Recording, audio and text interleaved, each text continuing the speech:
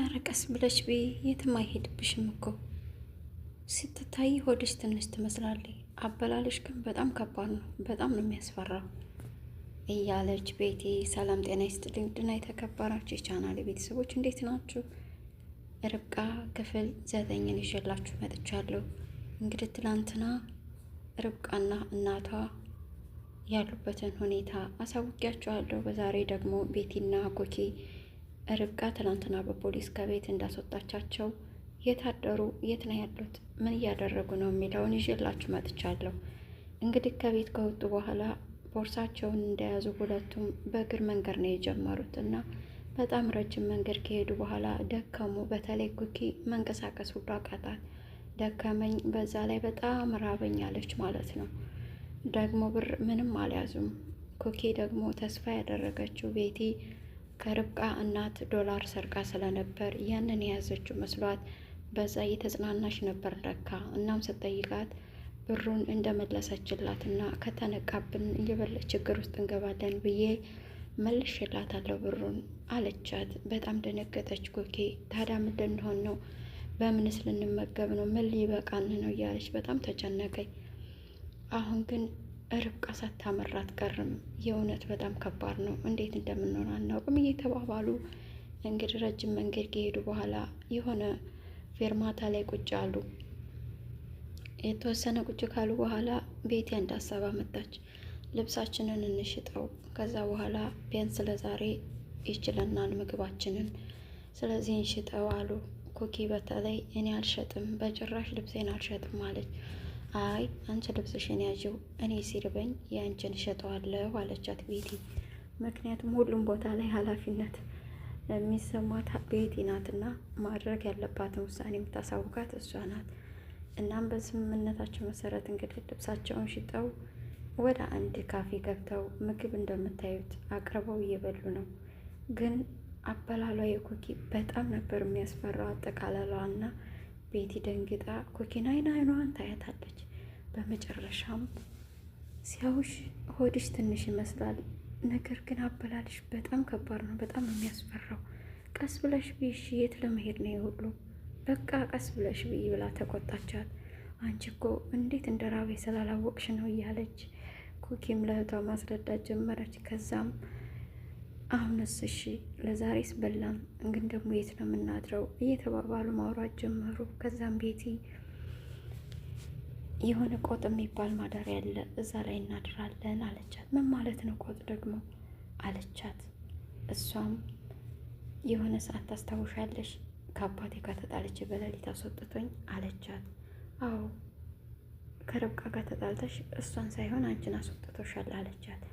አዎ ያው እንዴት ተለመደው አባዬ እኔን ጠልቶኝ ሳይሆን እንዴት ተለመደው እኔ ርብቃን በድያት ነው አለቻት። እሱስ እውነትሽን ነው፣ እኛ እኮ ነን እንጂ ርብቃን የምንበድላት፣ እሷ እኮ ለእኛ አንድም ቀን ክፉ ነገር አድርጋብን አታውቅም ተባባሉና ከዛ ስትላት ከዛማ መንገድ ላይ ቁጭ እንዳልኩኝ አንዲት የተባረከች ሴተኛ ዳሪ አግኝታኝ የሰው ጅብ ከሚበላሽ ነይኔ ብላ ከፍላ አሳደረችኝ አለቻት። ግን እዛ ማደሪያ ወንዶች የሉም አይደል አለች ኮኪ። ቤቲም ወንዶች እንኳ የሉም፣ ማደሪያው የተለያየ ነው፣ የሴትም የብቻ ነው የወንድም የብቻ ነው አለቻት። ግን ምን ስትግንማ ኪሳችን ይፈተሻል አለቻት። በጣም ደነገጠች። እንዴ ታዲያ ይችኑ ያለችን ሊወስዱብን ነው ማለት ነው አለቻት።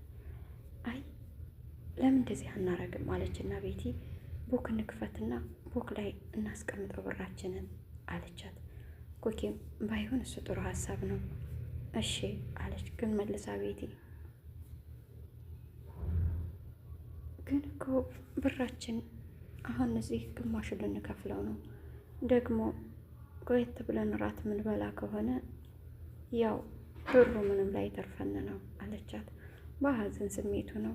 ለምን ጓደኞችሽን አትደውይላቸው አለቻት። እሷም ኧረ የሚሸጥ ልብስ ስጡኝ ብዬ ልደውልላቸው አለ። ኩኪያት ቤቲ አትቀልጂ፣ እኔ ከምሬ ነው አለች። የምትቀልጂው አንቺ ነሽ። እኔ በዚህ ሰዓት ከማንም ጋር አልደውልም፣ ማንም አይቀበለንም።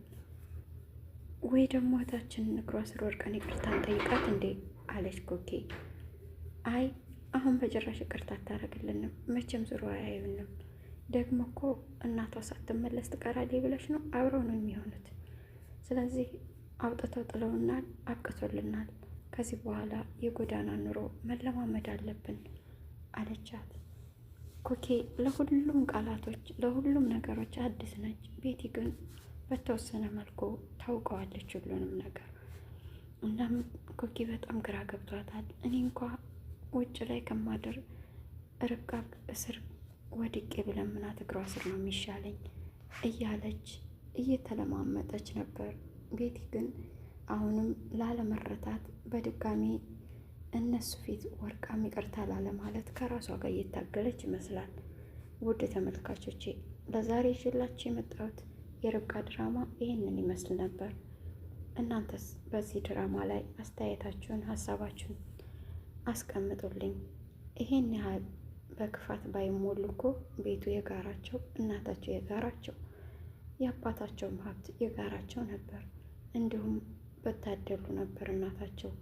እንደዚህ በሆነችበት ሰዓት ለማስታመም እድሉን ሲያገኙ በደንብ ማስታመም እንኳ ይችሉ ነበር። ግን በክፋት የተሞላ ሰው መጨረሻው አያምርም።